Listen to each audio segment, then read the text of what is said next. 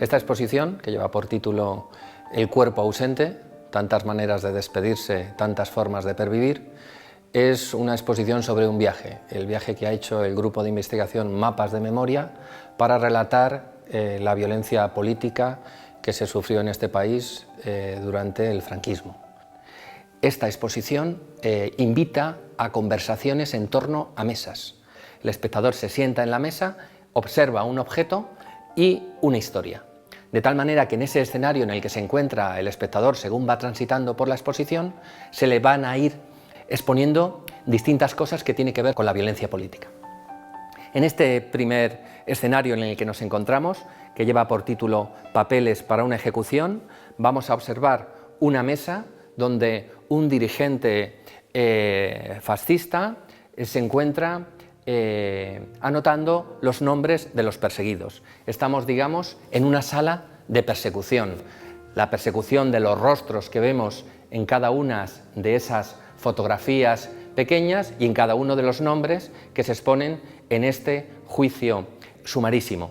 Junto a este primer escenario tenemos como complemento este archivo donde hay 17.000 fichas que hemos reproducido, que son las fichas que el ejército de ocupación fue haciendo de las personas sospechosas, de tal manera que cuando entraban en los pueblos ya sabían, digamos, a quién había que encarcelar.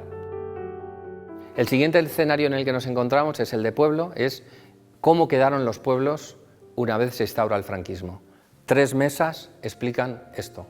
Sabandijas en el alma es una mesa que invita a la reflexión a partir de un pequeño diario y una serie de documentos sobre la educación.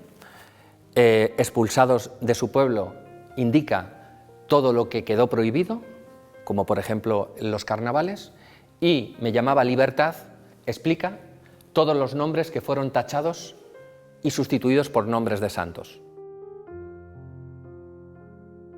Del escenario pueblo pasamos al escenario cárcel. En este escenario lo que queremos es que el espectador transite por diferentes situaciones con las que se encuentran los presos. La comunicación, cartas que van de cárcel a cárcel, de casa a cárcel, fotografías que se cosen para seguir teniendo al ausente o al ser querido en el interior de la prisión. Los sueños del hambre, un cazo de comida, o tenemos aquí otra mesa sobre las noticias de la muerte, cuando fusilaban a alguien y llegaban esas noticias, cómo se vivía toda esa situación.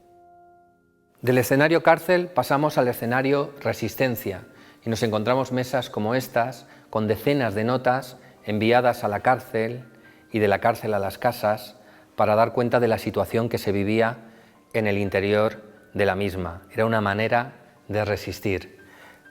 Encontramos resistencias en la prisión, pero también en las casas, escondiendo fotografías, cortando el puño de algunas imágenes, el puño en alto, cortando o escondiendo la ideología para preservar la imagen del ser querido, pero también encontramos cuentos, por ejemplo, construidos en la cárcel por varios presos para esos hijos que han quedado fuera de la cárcel y a los que se le quiere explicar la situación que vivían dentro. Del escenario de la resistencia pasamos al interior de una casa. En una casa nos encontramos con mesas camillas, con armarios. Lo más importante para muchas de las familias investigadas está en los lugares más secretos. Una cajita que está guardada en el interior de un armario y en esa cajita una carta que habla de ese ser querido que ha desaparecido. Una carta o una fotografía. El siguiente escenario lleva por título Cartas para una despedida. Nos encontramos con unos de los documentos más emotivos que hemos encontrado en las casas de los familiares. Son cartas escritas por personas que iban a ser asesinadas y que querían despedirse de sus seres queridos.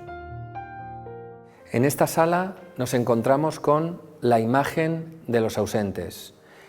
¿Qué hizo la familia con las pocas fotografías que quedaron de los desaparecidos?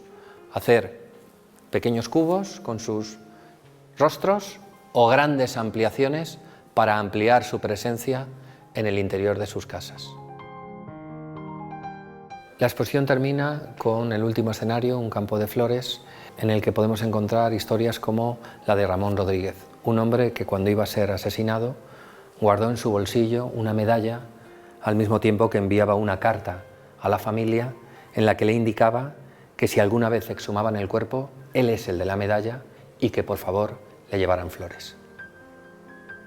Una vez el espectador termina el recorrido, bajará abajo y se encontrará con la instalación de Fernando Sánchez Castillo, que es Arrapa das Bellas.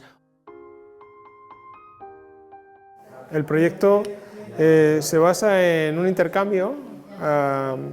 El visitante puede llevarse una de estas figuras que representa pues, a las mujeres de posguerra que sufrieron estas vejaciones de corte de pelo, de escarnio público, y a cambio pedimos que esas historias que no forman parte de la historia oficial, pues algún pequeño comentario de algo que haya sucedido en la proximidad familiar o la proximidad geográfica de los visitantes, pues la dejen en forma de post-it en la pared. El memorial, el monumento, cambia de manos, de estar en la sala de exposiciones a formar parte de las familias de los visitantes y dejando para los investigadores pequeños datos que servirán para futuras investigaciones.